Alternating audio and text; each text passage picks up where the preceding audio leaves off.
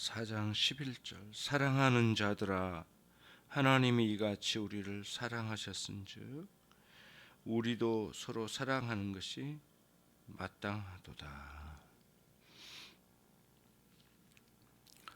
지난 시간에 우리가 11절과 12절을 함께 봤는데 오늘은 11절 따로 보겠습니다. 이같이라는 단어를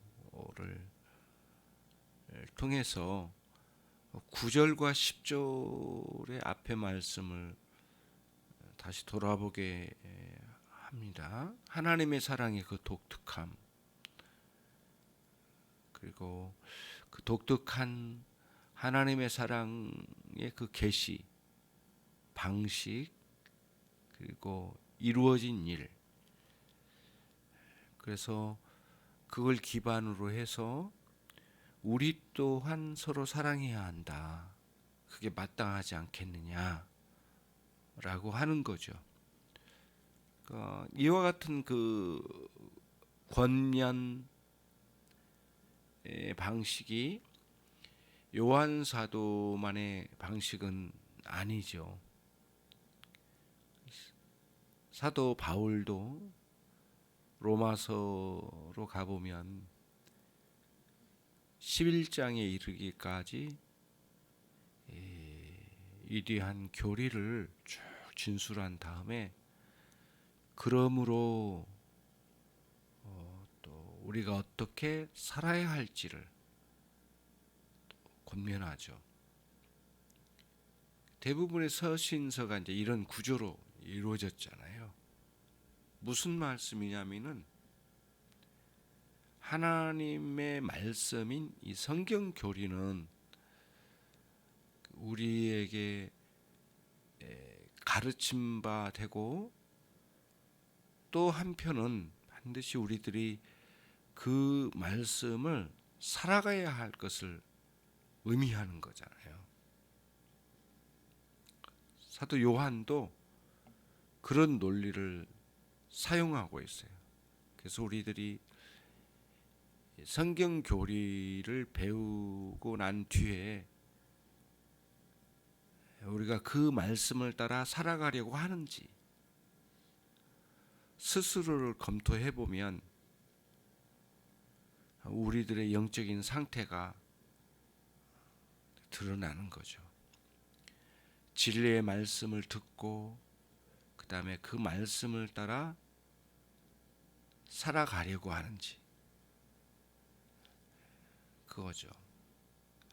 그러니까 우리가 주일에 예배를 드리고 난 이후에 교회 문을 열고 세상으로 다시 나갈 때 내가 이 말씀을 따라 살고자 하는가? 오늘 들은 하나님의 말씀을 따라 진정 내가 살고 싶은가? 이것은 자신의 영적인 상태를 보여주는 거죠. 그렇죠?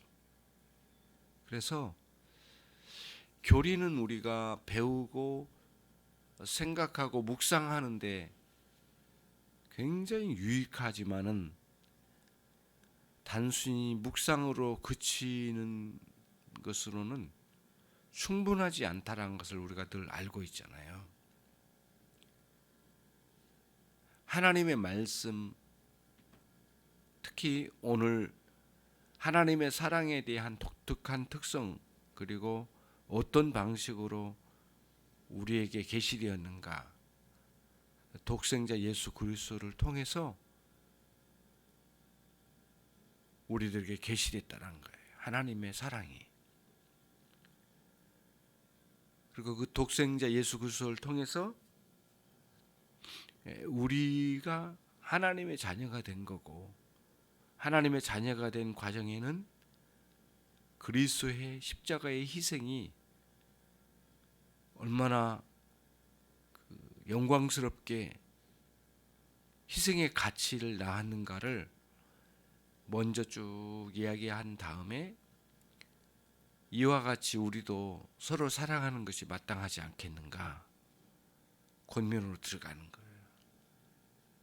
이런 원리예요. 예수님께서 제자들 중에 베드로, 야고보, 요한 세 명의 제자를 데리고 산으로 올라가셨는데 거기서 주님께서 매우 놀라운 광경으로 변화가 되셨어요. 형언할 수 없는 그 영광스러운 그 변화의 모습을 보고 제자들은 깜짝 놀랐죠. 심지어는 모세와 엘리야까지 함께 변화된 모습을 나타내 보여주셨을 때에 베드로는 더 이상 우리가 이 산을 내려갈 필요가 없다. 여기에 머물게 해달라고 예수님께 간청했습니다. 그때의 주님의 반응은 어떤 것이었습니까?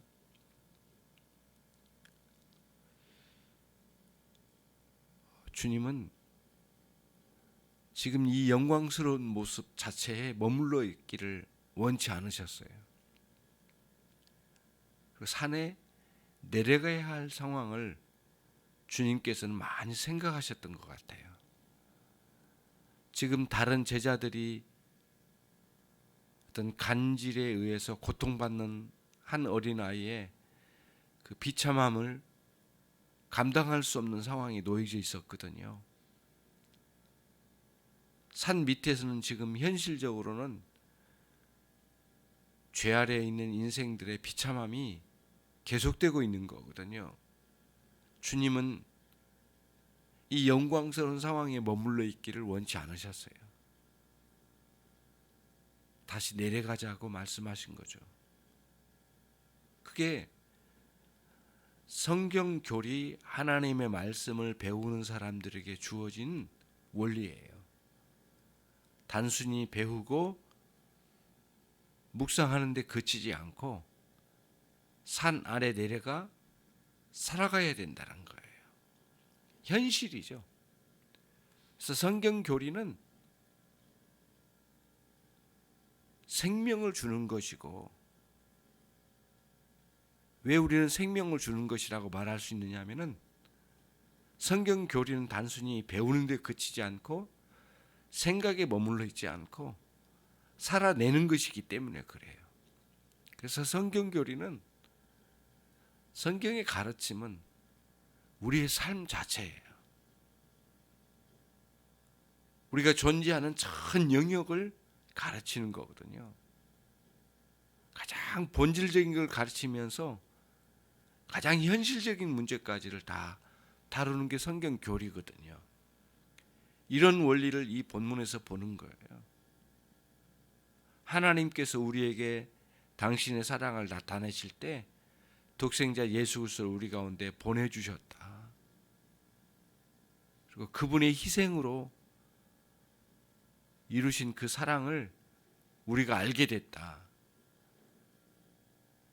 그런데 거기에 멈추지 말자, 우리. 이 세상의 삶의 현장으로, 현실로 돌아가 그 하나님의 놀라운 사랑을 살아내자, 우리. 그게 요한 사도의 의도란 말이에요. 그게 이 본문의 아주 중요한 구조를 가지고 있는 거예요. 살아가야 할 현실, 그 다음에 살아내야 할 삶의 현장, 그게 있다라고 하는 거예요. 영광스러운 변화된 모습을 보여주심과 동시에 우리는 살아가야 되는 거죠. 심지어 요한계시록과 같은 장래에 있게 될 엄청난 예언의 말씀들을 주시면서도 마지막 반에 가서는 주 예수의 어서 오시옵소서, 그런 표현이 나오잖아요. 지금 살고 있는 거예요. 살아야 하는 거예요. 지금 현실을. 그게 기독교의 가르침의 원리예요. 항상 그래요. 황홀한 가르침에 머물러 있지 않고 쓰디쓴 삶의 현장을 걸어야 하는 거죠. 이게 본문의 구조예요. 9절과 10절 그리고 11절로 이어지는 구절이라고 하는 거죠. 주님께서 이 땅에 오셔서 철저히 망가진 우리와 하나님과의 관계를 회복시켜 주셨어요. 그것은 주님의 중보자적 희생이 너무너무 큰 그 값을 치른 희생이 있었기 때문이에요. 그 치르신 십자가의 희생은 그러기 때문에 우리에게 너무 영광스러운 거거든요. 하나님은 사랑을 알게 됐어요. 심지어는 우리에게 사랑을 부어주셨어요. 그래서 우리도 사랑할 수 있게 됐어요.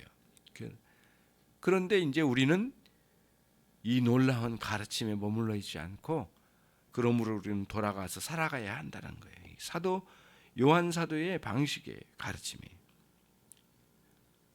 그런 거거든요. 그래서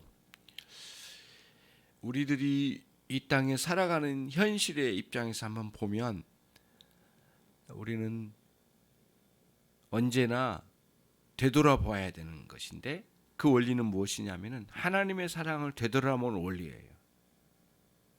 내가 지금 어떤 존재인가, 그리고 내가 하나님의 어떤 사랑을 입어서 여기에 있게 됐는가 라고 하는 자신을 돌아보는 원리를 이 본문에서 또 두 번째 주는 거예요. 왜냐하면 자꾸 되돌아봐서 하나님께서 우리를 어떤 상황에서 우리를 구원해 주셨는지를 돌아보면 겸손하지 않을 수가 없어요. 틀림없는 거거든요. 어느 청교도가 이야기한 것처럼 세상 사람들이 아무리 그리스도인을 비난해도 원칙적으로는 마음이 상할 일이 아니래요. 왜냐하면은 아무리 세상이 우리를 비난한다 할지라도 그 비난만큼 우리는 나쁜 사람에 머물러 있는 게 아니라 오히려 우리는 더 부끄러운 사람이라는 거예요. 사람들이 아무리 악한 표현으로 우리를 비난한다 할지라도 사실 우리는 이전에 그 비난보다도 더 못된 인간이었고 더 부끄러운 인간이었다는 거예요. 어떻게 이걸 생각해낼 수 있느냐? 하나님께서 우리를 어떻게 구원하셨는가? 어떤 상황에서 지금 이 상황으로 구원하셨는가를 되돌아볼 때 그런 겸손이 나온다는 거예요. 그러니까 우리를 돌아보는 거예요. 사실 어떤 사람이 우리를 비난할 때 그 사람이 비난하는 내용보다 우리는 더 부끄러운 자요, 비참한 자였어요. 그렇잖아요. 아무리 사람들이 나를 비난한다 해도 나는 그 사람이 말한 것보다 더 비참하고 부끄러운 죄인이었단 말이에요. 그런 죄 가운데 살았던 인간이라는 거예요. 이런 원리로 우리를 보는 거, 우리 자신을. 그게 우리의 겸손으로 가는 중요한 길목이래요. 어떻게요?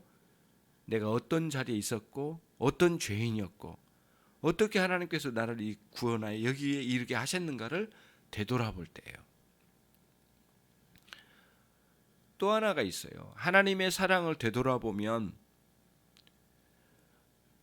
하나님의 사랑의 놀라운 능력이 우리 안에 주어진 것을 보게 돼요. 그것은 무엇이냐면은 예를 들자면 여러 가지가 있겠지만 그 중에 하나의 긍휼이에요. 긍휼. 불사히 여겨 주셔서 우리를 구원하셨잖아요. 그렇죠? 그래서 하나님의 놀라운 사랑은 사랑해 주셨다고 하는 것을 알려주신 것으로 끝난 게 아니라 우리 안에 그 사랑을 불어 넣어 주셨어요. 그래서 사랑할 수 없는 자가 사랑할 수 있게 된 거잖아요. 그래서 어떤 사람을 볼 때에 그런 사람을 볼 때에 우리가 경험한 것처럼 주님으로부터 경험된 것처럼 우리도 그 사람을 향하여 긍휼을 나타낼 수가 있는 거예요. 긍휼의 강한 힘과 능력은 뭐냐면은 죄와 죄인을 분리시키는 능력이 있어요. 그래서 아무리 큰 죄를 범한 사람일지라도 그 사람이 죄를 저지른 죄와 그 사람과의 관계를 분리시켜 볼 수 있는 능력이 있어서 이걸 꿰뚫어 보는 거예요. 그리고는 긍휼의 힘은 그 사람을 끌어안을 수 있는 힘이 있는 거예요. 그래서 거기서 나오는 사랑의 힘, 긍휼의 힘으로 그걸 품는 거예요. 용서의 힘이 가해지는 거죠. 용서할 수 있는 능력이 있는 거거든요. 우리가 그 긍휼을 모르면 결코 사람을, 그 죄와 그 사람을 분리를 못 시켜요. 그 죄와 그 사람이 같이 멸망하기를 바라는 것뿐이지 그 이상 할 수가 없는 거죠. 긍휼의 능력은 그런 큰 능력이 있어요. 그래서 주기도문에서도 우리가 우리를 용서한 것처럼 우리를 용서해달라고 간곡하게 호소하는 내용이 나오잖아요. 용서할 능력을 주셨다란 거예요. 어떻게 해요? 하나님께서 우리를 용서해 주시는 원리로, 용서해 주심으로. 그래서 우리가 되돌아가 보면 우리 또한 그 하나님의 사랑으로 되돌아보면 우리 또한 사랑할 수 있게 된다는 것. 이 원리를 우리가 오늘 이 본문에서 우리들이 함께 배우게 되는 것입니다. 우리가 이제 어떠한 사랑에서 출발해서 우리가 그 사랑을 입고 이 땅에 살아가고 있는지를 이야기한 다음, 가르친 다음, 오늘 이처럼 우리 서로 사랑하는 것이 마땅하지 않겠는가. 굉장한, 단순하지만 굉장한 논리거든요. 그리스도인 우리들만 가지고 있는 정말 독특한 원리를 우리에게 제시해 주는 거죠. 항상 우리가 이 땅에 살아간 동안에 회고적 신앙을 놓치지 말아야 되겠습니다. 결론적으로 구약의 성도들이 선지자들에 의해서 끊임없이 회고하도록 촉구를 받았잖아요. 어디로 회고케 했습니까? 애굽에서 홍해를 건너 가나안으로 오게 된 그 과정을 항상 회고시켰어요. 선지자들이 나올 때마다. 오늘날 우리는, 그리고 모든 성도들은 회고, 되돌아보는 신앙이 필요하는데 십자가를 되돌아보는 신앙으로 우리의 삶을 영위해 나가는 거예요. 오늘 또 그 사랑의 큰 능력으로 힘있게 살아가시고 우리 하나님께 영광 되시기를 바랍니다. 자, 기도하겠습니다. 하나님 아버지 감사합니다. 종들에게 큰 은혜를 내려주시고 오늘 또 그 사랑에 목매이는 마음으로, 그 감격적인 마음으로 살아낼 수 있는 하루가 되게 하시고 남은 생애가 되게 해 주십시오. 그리스도께서 우리를 위하여 희생하신 그 위대한 십자가의 희생 위에 밝혀진 하나님의 사랑의 힘으로 살 수 있도록 인도해 주시기를 간절히 소원합니다. 예수 그리스도의 이름으로 기도 올려옵나이다.